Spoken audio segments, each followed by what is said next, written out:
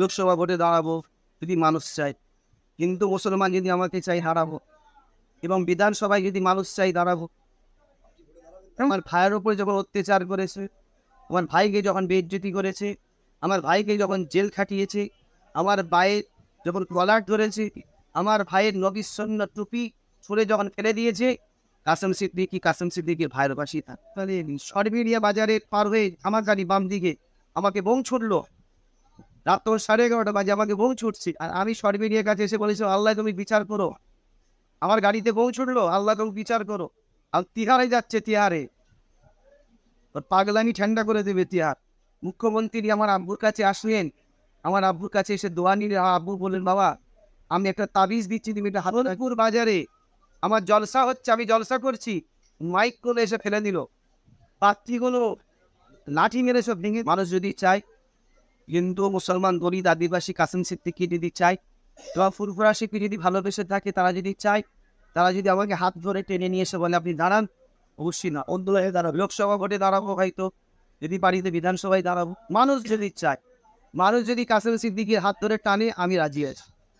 হিন্দু মুসলমান যদি দলিত আদিবাসী আমাকে চাই যে পীর পরিবার থেকে আর একজন উঠে আসুক, আরও দুজন উঠে আসুক, আরও 3জন 4জন 5জন উঠে আসুক, আমি আমার ব্যক্তিগতভাবে বলছি, আমি মানুষ যদি আমাকে চায়, আমি অবশ্যই আমি আন্দোলনে দাঁড়াবে, তাই বলতে মানুষ যেটাকে সহিংসিতে দাঁড়াবেন না, মানুষ যেটার সঙ্গে আমাকে চয়েস করবে, মানুষ যেদিকে বলবে আপনি দাঁড়ান। তবে আমার ভাইয়ের ওপরে যখন অত্যাচার করেছে, আমার ভাইকে যখন বেইজ্জতি করেছে, আমার ভাইকে যখন জেল খাটিয়েছে, আমার ভাইয়ের যখন কলার ধরেছে, আমার ভাইয়ের নবীর সুন্নাত টুপি ছুঁড়ে যখন ফেলে দিয়েছে, কাসেম সিদ্দিকীর ভাইয়ের পাশেই থাক ইনশাআল্লাহ। আপনি কি বর্তমান সরকারের প্রতি নারাজ? দেখেন, এই সরকারকে তো কাসেম সিদ্দিকী নিয়ে এসেছে, সিপিএমকে তাড়িয়েছে কে? কাসেম সিদ্দিক। সিপিএমরা অত্যাচার করেছিল, কাসেম সিদ্দিকী ধর্মতলায় প্রতিবাদ সভা করেছে, জীবনতলায় করেছে, হাড়োয়াতে করেছে, মুর্শিদাবাদে বহরমপুরে করেছে, গড়বেতায় করেছে, পূর্ব মেদিনীপুর পাঁশকুড়ায় করেছি, হলদিয়াতে আমরা করেছি, আমি করেছি, নরঘাট ব্রিজের কাছে আমি করেছি, কলকাতায় রেবন স্ট্রিটে আমি করেছি। সিপিএম পার্টিকে তাড়াবার আমরা নিয়ে এসছি। তুই কি আজকে সিপিএম পার্টির নেতারা আমার বাড়িতে ঝান্ডা তুলেছিল, আমার বাড়ির ছাতে, এবং তারা বলেছিল কাসেম সিদ্দিককে বের করো, কাসেম সিদ্দিকের হাতে আমরা সিপিএমে ঝান্ডা দেবো। আবার আমার আপা হুজুর ইখলা বললেন, তোমাদের এত বড় সাহস, আমার বেটা কাসেম সিদ্দিকের হাতে সিপিএমে ঝান্ডা দেবে, আল্লাহ বিচার করবে। আমার আব্বা যার হাত তুলে বলে আল্লাহ বিচার। তখন ওরা বলেছিল বিচার, আমরা ক্ষমতায় আসি, সিপিএম ক্ষমতায় আসে, কাসেম সিদ্দিকির দাদুর গম্বুজে আমরা ঝান্ডা তুলে। তখন আমার আব্বা যান পশ্চিম দিকে মুখ করে বন্ধ করেছে। সেই পার্টি ধ্বংস হলো, আজ টিএমসি আসলো। মুখ্যমন্ত্রী আমার আব্বুর কাছে আসলেন, আমার আব্বুর কাছে এসে দোয়া নিলে আব্বু বললেন, বাবা আমি একটা তাবিজ দিচ্ছি, তুমি এটা হাতে রাখবে, আল্লাহ তোমাকে বড় করবে। তবে বাবা মানুষের সঙ্গে দুশ্মনী করবে, মানুষের দোয়া নেবে। আমার আব্বুর কথা উনি রাখতে পারেন, আর একবার আমার আব্বুর সঙ্গে দেখা করার প্রয়োজন মনে করেন। কার কথা বলছেন? আমার আব্বু পীর আল্লামা আবদুল্লাহের মানসিক। এদিকে কখন থেকে কার কথা বলছেন? মুখ্যমন্ত্রীর কথা বলছেন? একদম।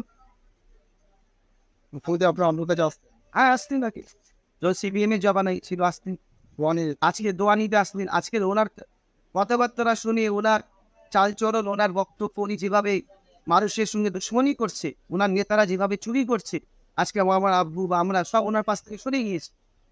আর আমাদের প্রয়োজন নেই কেন? উনি মানুষের সঙ্গে নেই।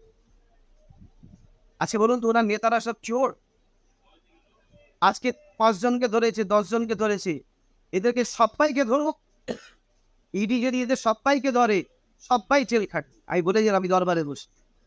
আজ থেকে কিছুদিন আগে ওই শাহজাহান শেখ গোসবা থেকে জলসা করে ফিরছিলাম, ওই কি বলে সরবেরিয়া বাজারে পার হয়ে ধামাকানি বাম দিকে আমাকে বোম ছুটলো। রাত তো 11:30 বাজে আমাকে বোম ছুটছি, আর আমি সরবেরিয়ার কাছে এসে বলেছি, আল্লাহ তুমি বিচার করো। আমার গাড়িতে বোম ছুটলো, আল্লাহ তুমি বিচার করো। বিচার কেমন শুরু হয়েছে দেখছেন না? আর তিহারে যাচ্ছে, তিহারে ওর পাগলামি ঠান্ডা করে দেবে তিহার। শুনছেন? আবার কি বলেছিল যে গোসাবা এলাকায়, সন্দেশখালী এলাকায়, বাসন্তী এলাকায়, সরবেরিয়া এলাকায় ফুরফুরা শরীফের কোনো পীর সাহেব জলসা করতে পারবে না, ধর্মসভা করতে পারবে না। এরে ফুরফুরা শরীফ পীর সাহেবদের তকদির তুই নাকি? রেজেকের মালিক আল্লাহ, রুজিক মালিক আল্লাহ, হায়াতের মালিকও আল্লাহ, আর এই তাকদিরের মালিকও আল্লাহ। তুই কি ওদের মুখ বন্ধ করবি রে খ্যাপা? আল্লাহ দেখছিস না কেমন করলো বিচার? ওই আরাবুল আজকে যাকে যাকে কান ধরে জেলে নিয়ে গেছে, ওই আরাবুল সোনপুর বাজারে আমার জলসা হচ্ছে, আমি জলসা করছি, মাইক করে এসে ফেলে দিল, পাত্রীগুলো লাঠি মেরে সব ভেঙে দিল, শ্রোতাদেরকে মারামারি মারতে শুরু করলো। শ্রোতারা দাঁড়িয়ে বলেছিল, আরাবুল তোর আল্লাহ বিচার কর, তুই ধর্মসভায় অত্যাচার করলি, নবীর জলসায় এসে অত্যাচার করলি, আল্লাহ তোকে মাফ করবে না। দেখলেন আজকে কি হচ্ছে বিচার? আল্লাহর বিচার একটু শুয়ে শুয়ে হয়, দেখেন আরো বিচার হবে।